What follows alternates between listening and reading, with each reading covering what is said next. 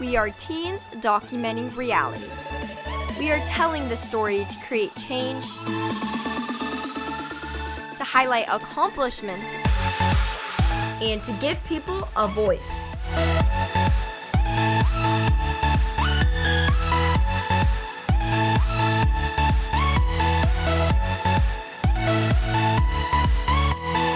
We are WCTV 19, and this is Unleashed. Hello, high school football fans. I'm George Zorero, and today we have a special episode of Unleashed. For the first time, we are sitting down with Whitney's new varsity head football coach, Zac McNally. Coach, thank you for being with us. Appreciate it. Good to be here. Now, Coach, let's get right into it. Who is Zac McNally? What do you teach, and where have you been for the past couple of years? I'm a physical education teacher. I've previously been at James Logan High School, and before that, I coached at Northern Arizona University, where I played and then began my coaching career. All right, very interesting. A lot of history there with Northern Arizona University, as we'll get in later. Now, let's go back to where you learned the game of football. You grew up in Brentwood, and your dad played at Chico State. What did he teach you about the game? He just taught me just about effort, toughness, and just being held accountable as a young man, and all that I definitely carry on with myself, and a lot of that I also developed in my prep time at De La Salle High School in Concord. Very good values to have as a football player, and you ended up playing high school football, like you said, at De La Salle. What did you learn at De La Salle that you carry with you as a head coach today? Just the commitment, the hard work, dependability, and just understanding what a championship program is like and the championship effort that needs to be combined with that in order for a championship product. Now, Coach, you were a senior linebacker on the team that lost to Bellevue High School, snapping a 12-year, 151-game win streak. I mean, a book and a movie were made about it called When the Game Stands Tall. What do you remember from that season that still sticks with you today? Yeah, I mean, it's what don't I remember. I never forget coming back to being a 17, 18-year-old kid coming back to my hotel room, and on the bottom, ESPN, the ticker. You know, not every kid has that, first varsity start, but I just remember not the beginning of the season, but how we ended. NCS champs, at that time there wasn't the state bowls, but just knew how we started and how we finished, and that was the main message of the coaching staff and all my fellow teammates, is finishing strong and turning that rough start into a great finish for us as seniors. Yeah, fantastic finish it was. And Coach, do you still keep in contact with Coach Ladouceur and today, and what advice do you think he would tell you coming into this position at Wayne High School? Coach Ladouceur and also their current head coach, Justin Allenbaugh, both big mentors and a big part of my development as a coach. I've actually told them about this job. They're extremely excited for me, and it's a constant communication week to week, and definitely just soaking all their knowledge and their energy up that I can.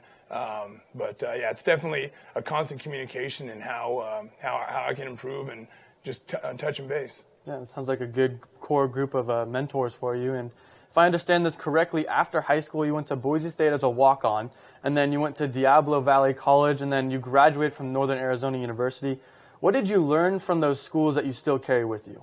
I learned just, like I said before, from high school, it's not really where you start, it's where you finish, and that everything that happens for a reason. My time at Boise was a huge part of my development and playing for Coach Hawkins, who's coaching at UC Davis right now, right down the road, and then understanding what coming back from a Division I school and understanding the road that a JUCO prospect needs to go through, and then finishing up where I started at NAU, where I began my coaching career. So just really looking back and understand every road in my journey had, whether or not I believed it at the time, had a big impact in shaping my life. I met my wife in Northern Arizona, so it definitely all ended up going down the right road. It definitely sounds like it went down the right road there. And now, from what I've learned from you so far is that you know how to handle adversity. Like you said, going to Boise State, from starting at De La Salle your senior year, then Boise State as a walk-on, having to prove yourself at junior college and ending up at NAU. How does that adversity translate, and how do you teach these kids to deal with it? Just understanding that you can control what you can control, and the outside things that may come your way, it's all about how you respond to them. And you can either respond negatively and think, what's happening to me, I don't have control, or you can look at it as a challenge and just continue through it and work on what you can do, and that's how you respond to those events that happen in your life. Yeah, very good message indeed. And you said in 2007 in an interview with the Arizona Daily Sun that when you got to NAU, and I quote this, "I've never been a part of a losing team. I lost a couple games in high school, but we were still section champs. And at Boise, we were WAC champions. And at my junior college, we were conference champions." So we are heading into the Sierra Foothill League, a very competitive league, a good league, lots of good teams. How do you build a winning attitude with the players at Whitney High School?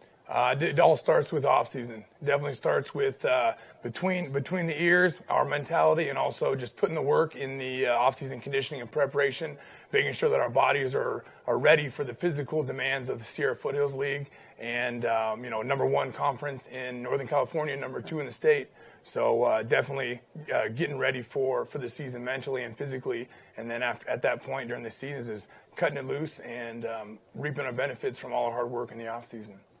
Definitely. And Coach, we're going to stop for a quick commercial break, and when we return, we'll turn the conversation to what the Wildcats might look like on offense and defense next season. We'll be right back. The average household uses 304 gallons of water a day. This looks like a job for Water saving woman. leaky faucet. Sneaky, sneaky. It's important to make repairs within 48 hours to save water. Hoses, my arch nemesis. Make sure to minimize the amount of water that goes on sidewalks and driveways. Become your own H2O hero. Visit bewatersmart.info. Welcome back, and thank you for watching. We are here with new varsity head coach Zac McNally. Coach, now let's talk about what your offense and defense might look like. First, let's start with your defense. And will you be the defensive coordinator, and what type of defense do you hope to run? I will be coordinating the defense.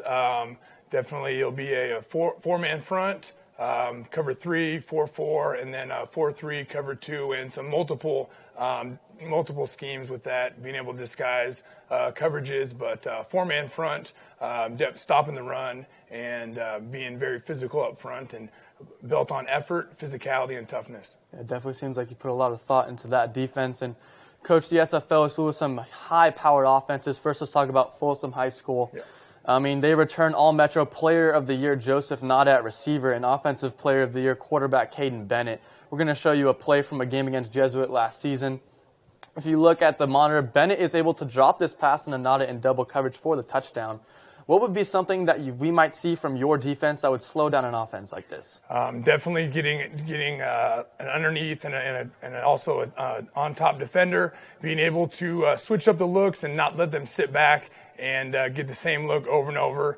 Just being multiple and just definitely being able to get a great reroute and a hand on those guys. Multiple defenders in the area, because definitely explosive offense. But doing our best to take something away, and when you take something away, you're going to have to give something up, but picking the lesser of the two evils. Yeah, that's for sure something to look for. And we're going to talk about another high-scoring SFL offense, Oak Ridge High School. I mean, last year they had 477 points in 13 games, and they returned All-Metro honorable mention quarterback Matt Jenner. He's 6'4", and will have many weapons on offense. I mean, if you look at the monitor here, Jenner throws to tight end Gage King for the touchdown against Lincoln of Stockton. If a quarterback like Jenner is comfortable in the pocket making plays like this, what will you do on defense to put pressure on him? Same thing, getting a lot of guys, adding them to the rush, whether it's stunts, blitzes, but changing the picture. When you have a great athlete, great quarterback like that, if you stay the same, he's going to pick you apart. But just finding a way to make him uncomfortable in the pocket and change his look on a consistent basis while we still we're dictating what he does instead of the opposite. Definitely sounds good for sure. And let's turn to the offensive side of the ball. What type of offense will you run, and who do you think might run your offense? One of my offense coordinators is going to be a close friend of mine who lives in the area, Kevin Lapina. He was an Oak Ridge coach previously for 7 seasons. And we're going to be very multiple, play to the strengths of our athletes, but multiple sets and power run game, and just definitely using our athletes in the correct way. But I'm really excited to rejoin a close friend and fellow teammate, past teammate of mine at the high school level, to create some success that we experienced together on the field, but now in the coaching capacity. That sounds like a fun experience for you two. And In a perfect world, do many of your athletes play both sides of the ball, or do you like to focus them more to play one side of the football? I really like a kid to major on one side of the ball and minor on the other, but obviously there's going to be a couple cats that it's going to be hard to take them off the field regardless.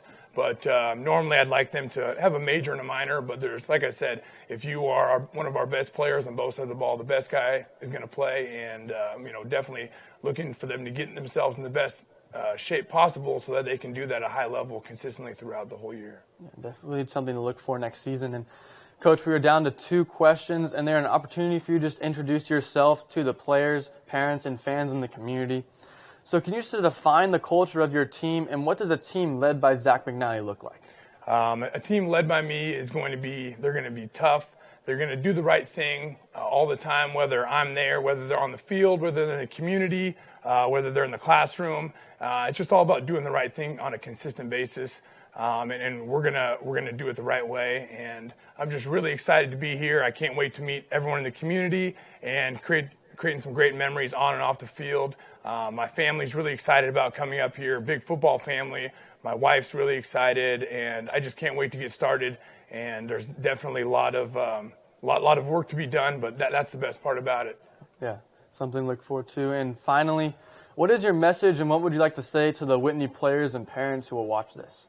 I can't wait to meet you, and I can't wait to get to work. I know that we have a lot of exciting things in our future going to the SFL, but I can't wait to work together and to just compete and get to know and build those strong relationships that football and that the Whitney community and culture is going to create. Well, Coach, thank you so much for sitting down with us today. We really appreciate it. And remember that you can watch every home game next season right here on WCTV19.com. I am George Lura, and for Coach McNally, thank you for being with us today, and we will see you next time.